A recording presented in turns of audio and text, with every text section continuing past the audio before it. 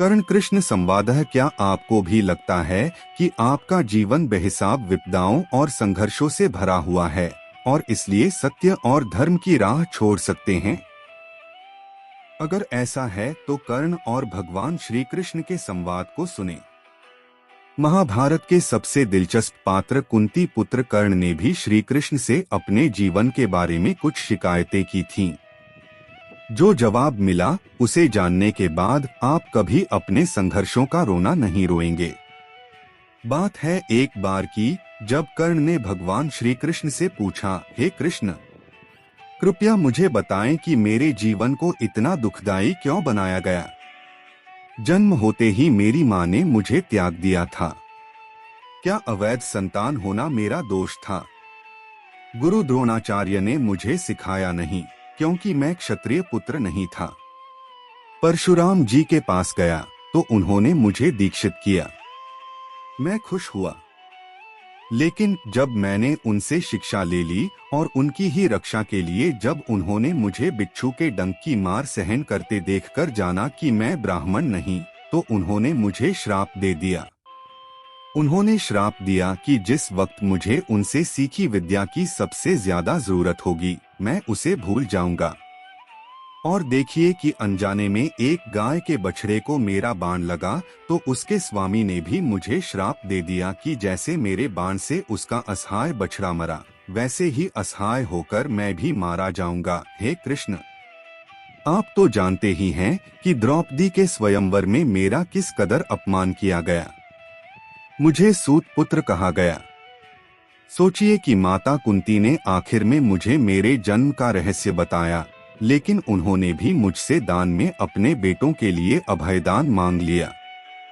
मुझे जीवन में जो कुछ भी प्राप्त हुआ वह दुर्योधन से ही प्राप्त हुआ, तो मैं उसकी तरफ से लड़ा। हे वासुदेव, अब आप ही बताएं कि मुझसे क्या गलत हुआ। कर्ण की बातें सुनकर भगवान श्री कृष्ण ने उत्तर दिया, हे कर्ण, अब तुम मेरी कथा भी सुन लो। मेरा जन्म मेरे ही मामा के कारागार में हुआ। जन्म से पहले ही मृत्यु मेरी प्रतीक्षा में घात लगाए थी। जिस रात मेरा जन्म हुआ उसी रात मुझे मेरे माता पिता से दूर कर दिया गया। कर्ण, तुम्हारा बचपन खड्ग, रथ, घोड़े, धनुष और बाण की ध्वनि सुनते हुए बीता।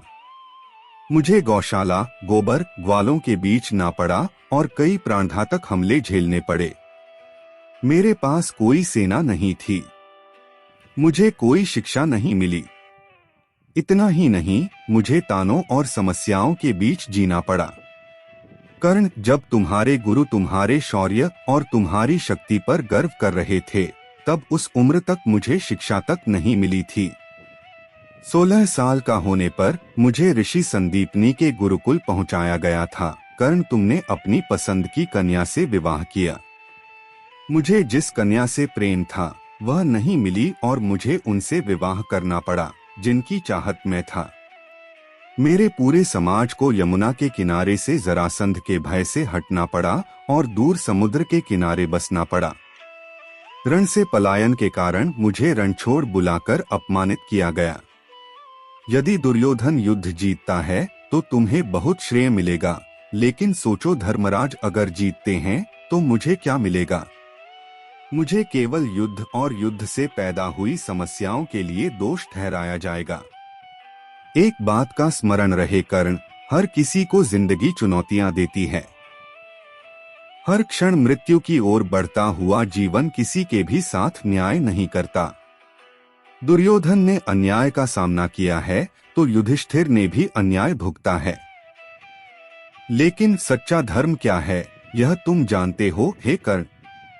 भले ही आपको जीवन में वह सब कुछ न मिले जिसके आप हकदार हो, भले ही आपने बेहद अपमान की जिंदगी जी हो, आपको इस बात की छूट नहीं कि इन सब चीजों के न मिलने के कारण आप अधर्म की राह पर चल पड़े।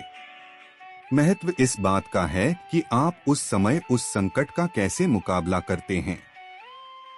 कर्ण और कृष्ण के बीच इस खूबसूरत संवाद से यह सीख लें कि जीवन में कितनी भी चुनौतियां हों, कितनी भी समस्याएं हों, सत्य का रास्ता नहीं छोड़ना है। हर स्थिति में धर्म के पक्ष में खड़े रहना है। तभी आप सही मायनों में जीवन को सफल बना पाएंगे।